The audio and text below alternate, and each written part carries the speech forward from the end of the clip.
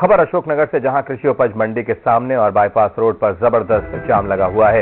ये जाम अनाज से भरी किसानों की ट्रैक्टर ट्रॉलियों के चलते लगा है। दरअसल बिना सौदा पत्रक के ट्रॉलियों को मंडी में नहीं जाने दिया जा रहा।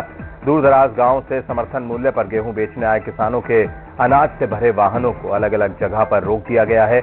ऐसे में शहर के सभी प्रवेश द्वारों पर फसल वाहन खड़े हैं। अनाज न बिकने की आशंका में किसान परेशान हैं।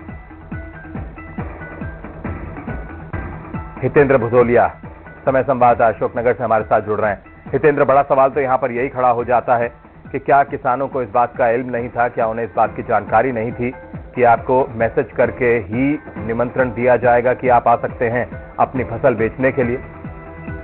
जी अंकित जी, ये पूरी की पूरी लापरवाही प्रचार तंत्र के कमजोर होने और सूचनाओं के सही तरीके से न पहुंचने के कारण हो रहा है। 2 दिन पहले प्रशासन ने एक व्यवस्था बनाई है अशोकनगर जिले के किसानों को फसल बेचने के लिए कि लॉकडाउन है, सोशल डिस्टेंसिंग का पालन किया जाना है और ऐसे में फसल भी बेचना बहुत जरूरी है। उसके लिए प्रशासन ने तय किया है कि किसान और व्यापारियों के बीच पहले फसल के सैंपल के आधार पर सौदा पत्रक बनेगा और जिन किसानों के पास सौदा पत्रक होगा सिर्फ उन्हीं की ट्रॉलियों को या उन्हीं की फसल को मंडी में प्रवेश दिया जाएगा। मगर इस बात का सही तरीके से प्रचार नहीं हो पाया और किसानों को ये बात पूरी तरह से जो है उन तक पहुंच नहीं पाई। इस वजह से आज सुबह से ही अशोकनगर शहर में ट्रॉलियों का आवागमन शुरू उतनी तेजी से हुआ कि आसपास के न केवल क्षेत्र बल्कि जिलों से अगल बगल के जो जिले हैं उनसे भी, चूंकि बड़ा व्यापारिक केंद्र है इसलिए यहाँ पर मंडियों में वो अनाज बेचने के लिए आए हैं। मगर जैसे ही इनकी संख्या बढ़ती है तो प्रशासन को आनन फानन में इनको रोकना पड़ता है।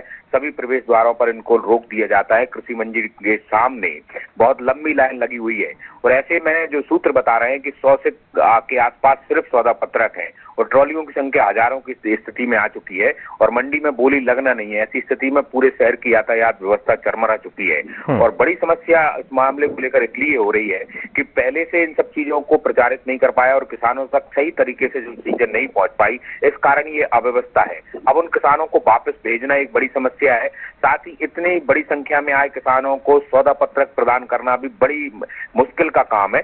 तो जो छूट आज दी गई थी या किसानों के लिए जो एहतियात के साथ चीजें तय की गई थी वो पूरी तरह से चरमरा गई हैं और न केवल अशोकनगर जिले के बल्कि आसपास के किसान भी अपनी फसल बेचने के लिए अशोकनगर आ चुके हैं। जी जी बिल्कुल। और यहाँ से अब क्या कुछ रणनीति बनाने की कोशिश की जा रही है ताकि जो जाम लगा हुआ है उसे खुलाया जाए और फिर जो इस वक्त परेशानियों का सामना करना पड़ रहा होगा किसानों को, उसका भी कोई समाधान निकाला जाए?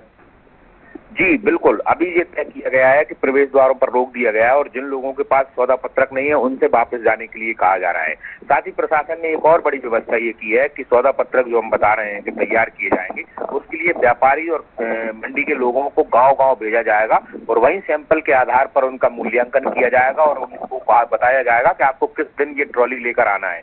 तो अभी फौरी तौर पर ये व्यवस्थाएं लागू करने के प्रयास किए जा रहे हैं मगर जो लोग ट्रॉलियां लेकर आ चुके हैं अभी उन पर किसी भी तरह की चीजें नहीं हो पा रही हैं।